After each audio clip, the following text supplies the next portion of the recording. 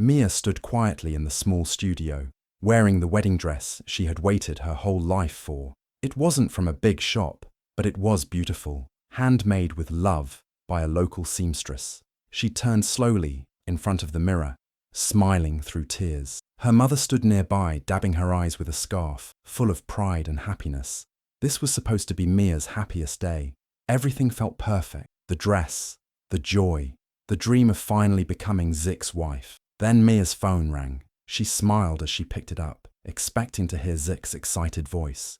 But the moment she said hello, her smile disappeared. His voice wasn't warm. It was cold, distant, like he wasn't talking to the woman he once promised forever to. "I can't go through with it," he said flatly. "Your background doesn't match my future." Mia stood frozen. Her heart dropped. Her fingers trembled as she held the phone close to her ear, hoping he would laugh and say it was a joke. But there was nothing. No emotion, no kindness, just silence. Then the call ended. That one sentence destroyed everything. The love, the plans, the wedding. It all ended in a moment, with words so sharp they cut deeper than a knife. Her handmade dress, which once felt magical, now felt heavy. Her mother stood in confusion, asking what was wrong. But Mia couldn't speak. Her lips moved, but no words came out. The pain was too big. She looked at herself in the mirror one last time, not as a bride, but as a broken girl left behind. Zik didn't just cancel the wedding, he crushed her heart. All because she wasn't rich enough. All because her family background didn't shine like his. He didn't care about love, he cared about status. In that one phone call, Mia learned something painful. Love isn't always enough for some people. And sometimes, the people you trust the most are the ones who break you the worst. Her fairy tale had ended before it even began. But what Zik didn't know was that broken girls don't stay broken forever. Mia sat quietly on the edge of her bed, staring at the dress that was supposed to be worn on the happiest day of her life. Her eyes were red, but no tears came. She had already cried enough. There was no use crying anymore.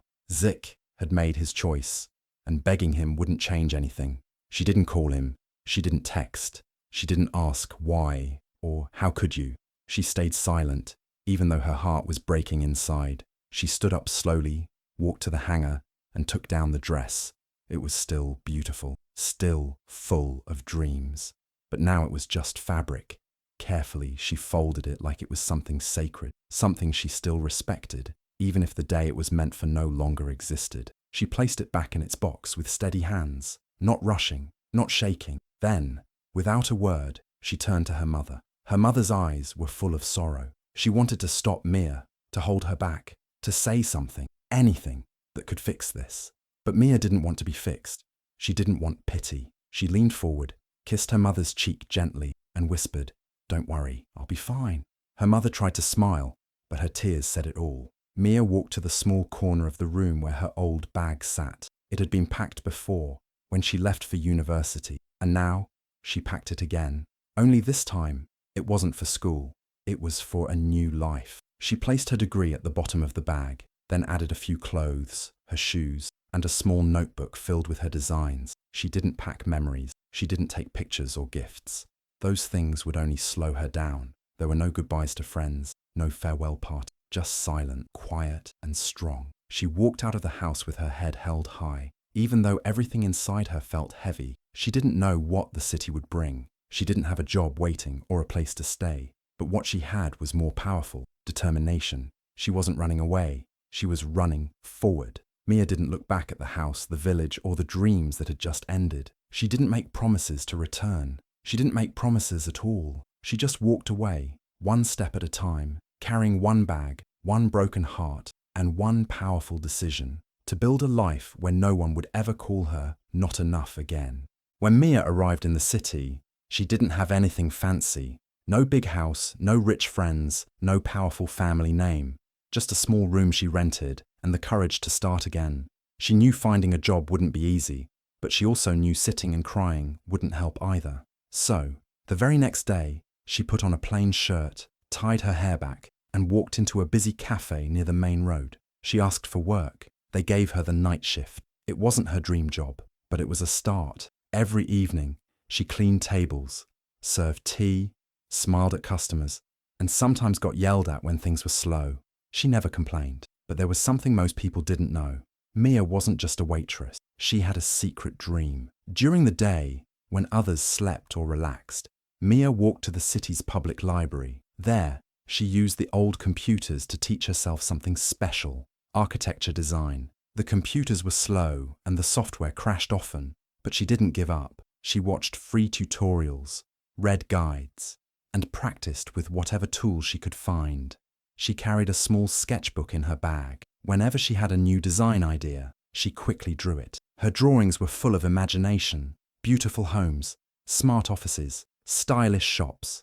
Every line she drew gave her hope. She knew she was building her future in silence, away from the noise and judgment. One day, while on a short break during her shift at the cafe, Mia sat in the corner, flipping through her sketchbook. A man at a nearby table noticed.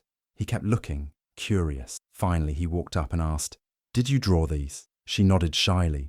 The man smiled and said, "These don't belong in a dusty cafe. These belong in Dubai." His words made her heart race. He turned out to be an architect from a well-known firm. He wasn't just impressed, he was inspired. He asked her to visit his office the next day.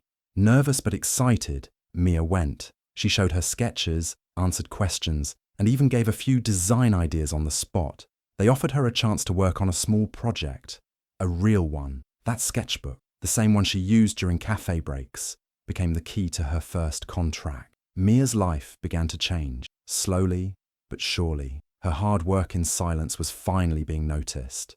From serving tea at night to designing buildings by day, she proved something powerful: that even in the darkest corners, dreams can shine. All you need is patience, purpose, and the courage to keep going when no one claps for you. Mia's hidden hustle had finally paid off. Mia had come a long way from the small cafe where she once served coffee with silent dreams in her heart. Her hard work and designs had started gaining attention, and now she was in Abu Dhabi, standing in a tall luxury hotel lobby, holding a portfolio filled with her latest architecture projects. She had been invited to pitch her designs for a high-end real estate project, something she never imagined would happen so soon. Her hands were a little sweaty and her heart was racing, but she reminded herself she had earned this moment. Inside the conference room, important people sat in suits, flipping through designs and asking tough questions. Among them was a man named Taj. He wore a sharp suit, not too flashy, but his presence was strong. He didn't speak much at first, but his eyes were different. They weren't just looking at the papers. He was paying full attention to Mia. He watched the way she explained her concepts, the way her hands moved when she talked about space and structure, and how her face lit up when she described building homes that felt like dreams, not just walls. Mia didn't try to impress him with big words or fancy clothes. She didn't act like someone she wasn't. She just stood there and spoke with honesty and confidence, the same way she had spoken to herself in front of the mirror many nights. She talked about her story, her journey from a poor village girl to a self-taught designer, and how every drawing came from a place of purpose. Taj was quiet the whole time, but he nodded, and for a second, Mia felt seen, not just as a designer, but as a woman who never gave up. After the meeting, Taj asked to speak with her privately. He said, "You don't just design buildings, you build hope." That sentence stayed with her. He offered her a contract to work on a luxury villa project. It was her biggest job yet, but it wasn't just the beginning of her career, it was the start of something more. Over the next year, Taj and Mia worked closely. Their meetings became longer, their conversations deeper. He was kind, smart, and thoughtful. He asked questions about her dreams, her struggles, and listened to every word. Slowly, what started as respect turned into something warmer. Taj admired her strength, her vision, and how she remained humble even with success. Mia wasn't just talented, she was real. 2 years after that first meeting, Mia walked down the aisle, not as a waitress, not just as a designer, but as Taj's bride. The girl once called too poor now had a name respected in high places. Her surname changed, but not her heart. She had earned everything with grace, not greed. From a broken wedding in her village to a love that saw her worth, Mia's life had truly changed. And this time, it wasn't because of luck. It was because she never stopped believing in herself. The day Mia got married to Taj, it wasn't the kind of wedding that showed up in magazines or gossip blogs. There were no loud guests, no camera flashes, no news reporters. It wasn't held in a giant hall full of strangers, but on a quiet beach where the soft sound of waves replaced music. It was peaceful, simple, and full of real emotion, just the way Mia wanted it. This time, her wedding wasn't about impressing people. It was about love, true love. Mia wore a light, flowing white dress that moved gently with the breeze. She walked barefoot across the warm sand, her feet touching the earth with every step, reminding her of where she came from. She once walked barefoot in her village after being left behind, but today she walked barefoot into a new life, one filled with love, respect, and peace. Around her were only a few close friends, some of whom had seen her grow from nothing.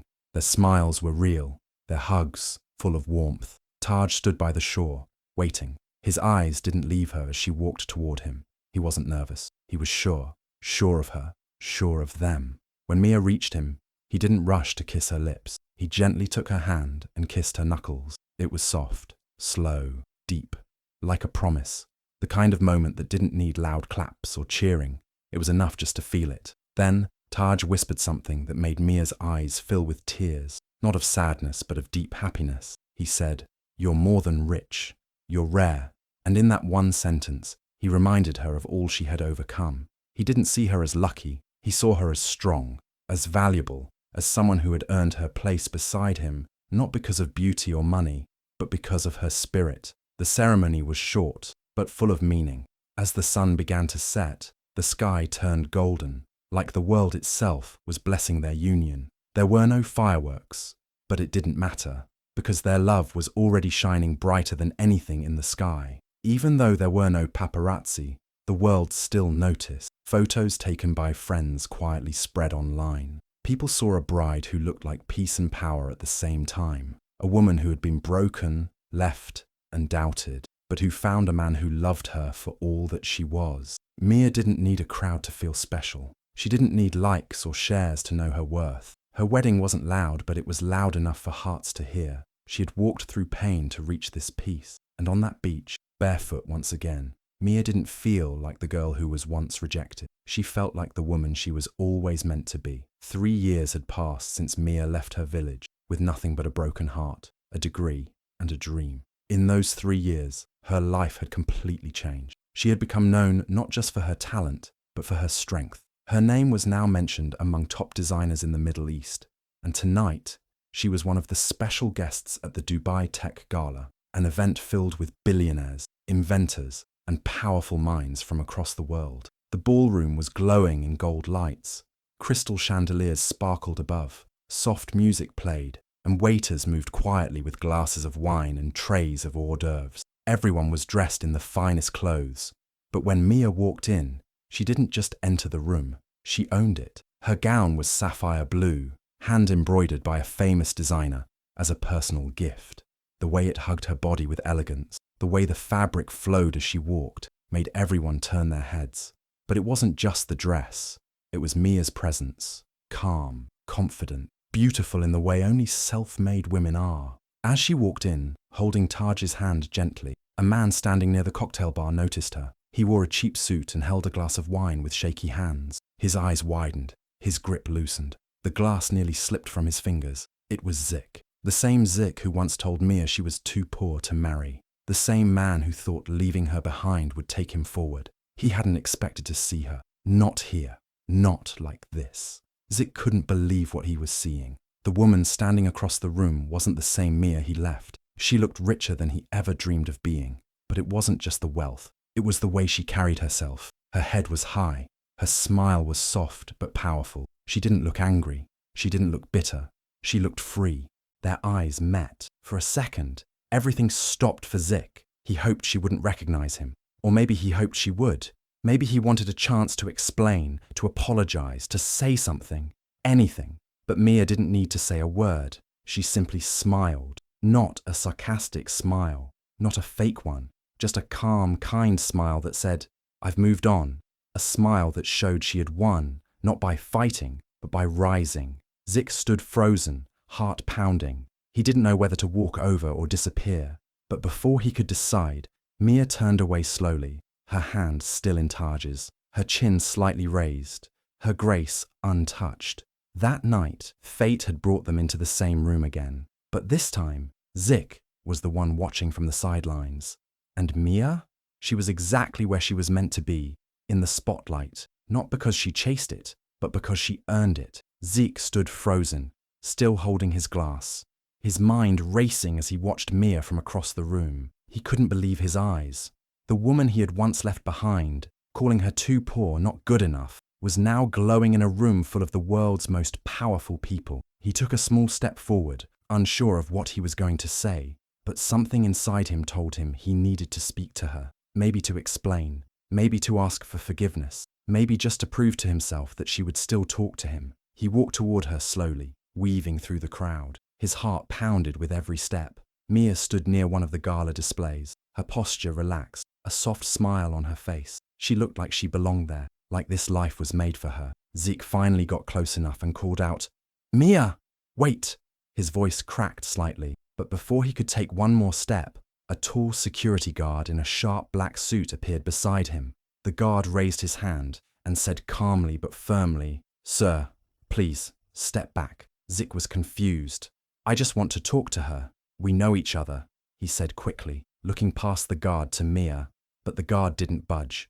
And at that exact moment, Taj returned from the bar with a drink in his hand. He walked up behind Mia, placed the drink gently into her hand, and rested his other hand softly on the small of her back, like he'd done it 1,000 times before, protective, calm, and full of quiet love. Zeke's eyes widened. This wasn't just anyone standing with Mia. This was Taj Malik, the youngest and one of the most powerful real estate moguls in Dubai, known for his smart business deals, clean reputation, and private lifestyle. And he wasn't just standing near Mia, he was clearly with her, as her partner, her husband, her safe place. Zik's mouth went dry. The woman he had called too poor now had the kind of life he only saw in dreams. She wasn't just someone's wife. She was the wife of a man people respected. She wasn't just successful. She was loved, protected, and celebrated. The security guard gave Zik one final look, waiting for him to move, realizing he had no place there anymore. Not in her life, not even in her presence. Zik nodded quietly and stepped back. He had wanted to talk. He had wanted to explain. But now he realized he was too late. Everything he once threw away was now standing in front of him, shining brighter than ever and completely out of his reach. Zeke finally gathered the courage to walk toward Mia again. After the security guard stepped away, thinking the moment had passed, Zeke saw a small chance.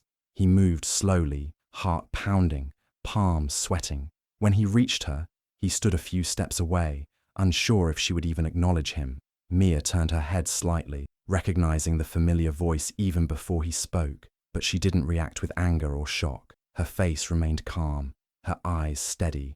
Zik took a deep breath and started talking. "I was stupid, Mia," he said, his voice shaking. "I was scared. I thought I was doing the right thing back then." Mia didn't interrupt him. She didn't roll her eyes or walk away. She just listened. That made Zik even more nervous. He had imagined her yelling at him or ignoring him, but this silence, this grace, it was heavier than any insult he had expected. He kept talking. "I didn't know you would become this. I was wrong. I see that now." Still, Mia said nothing for a moment. She looked at him, not like someone looking at a mistake, but like someone who had moved far beyond the past. Then, in a calm and steady voice, she finally spoke. "You didn't cancel our wedding," she said, with a small, almost sad smile. "You redirected my life." Zik's mouth opened slightly, but no words came out. He didn't expect that. He didn't expect her to speak with so much peace. She didn't shout. She didn't blame him. She simply told the truth, and that truth hit him harder than anything else could have. Then, without another word, Mia turned around and walked away. Her posture was strong, her head held high, her steps slow and sure. She didn't look back, not even once. Taj, still standing nearby, noticed her coming and gently took her hand again as they walked off together, like nothing had shaken her calm. Zeke stood alone, surrounded by laughter and celebration, but none of it was for him. He clapped lightly to himself, awkwardly, like he didn't know what else to do with his hands. No one clapped back, no one noticed, because in that moment it was clear he wasn't part of Mia's world anymore. Her silence had said everything. It had told him she had healed, she had grown, She had found love and success without him. And the biggest lesson of all, she didn't need revenge. She didn't need drama. Her peace, her success, and her grace were louder than any scream. And for Zeke, that silence would echo in his heart for the rest of his life. After the Dubai Tech Gala, Mia thought life would go on quietly, but something unexpected happened. A well-known journalist who attended the event had recognized her. He remembered her story, how she had once been left at the altar because she was too poor, and how she had risen, silently and gracefully, into the life she now lived. He wrote an article the very next morning with the headline, "From Dumped to Dubai Duchess." The story included everything: the cancelled wedding, the village girl who became a top designer, and her powerful love story with Taj. The article spread like wildfire. Social media blew up. People from all over the world started sharing her journey. They posted old pictures of her cafe days, clips from the gala, and quotes from the article. Everyone was talking about her. People praised her strength, her silence, her success. Her name trended for days. But Mia didn't post a single thing. She didn't repost the article. She didn't write long captions. She didn't go live or give interviews. While others were busy tagging her and trying to pull her into the spotlight, she stayed quiet. Not because she was hiding, but because she never wanted attention. She didn't do any of this to be famous. She did it to survive, to grow, to live. When her team told her she could use the moment to boost her business, Mia shook her head. Instead, she made a different choice, one that showed exactly who she was. She decided to open a scholarship fund, quietly, no cameras, no stage. She named it after her late grandmother and made it only for girls from forgotten towns, girls who were told they were too poor, too small, or not enough. Mia wanted those girls to have a chance, to dream, to learn, to rise, just like she had. Her first batch of scholarship winners included a girl who used to sell oranges on the roadside and another who walked 2 hours daily just to attend school. Mia didn't just give them money, she gave them hope. She gave them a future. People started noticing that even in her silence, Mia was changing lives. That's when they truly understood her. She wasn't loud, she wasn't flashy. She was a quiet storm, soft on the outside, but powerful where it mattered. While others chased revenge through fame, Mia chased impact. While others looked for applause, she looked for change. Her success wasn't loud, it was meaningful. And even though the world now knew her name, she remained grounded, focused, and full of purpose. Because for Mia, the real win wasn't that her story went viral, it was that her journey could help others start theirs. Zik stood under the hot sun at a small, dusty fruit stall near the edge of town. His shirt was slightly stained, and his face looked tired. Life hadn't been kind to him since he left Mia. The big dreams he once chased hadn't turned into reality. He had moved from job to job, from city to city, always searching for something better, but never really finding it. And now, here he was, back in the same place he once called home, buying fruits with the few coins in his pocket. As he waited for the vendor to pack his bananas, something made him look up. And when he did, his heart skipped a beat. Right above the stall was a huge billboard, bright, clean, bold, and on it, Mia. She was smiling gently, wearing a simple yet elegant outfit. Her face looked peaceful, full of pride, but not prideful. Next to her was a short caption that hit Zik harder than any slap could.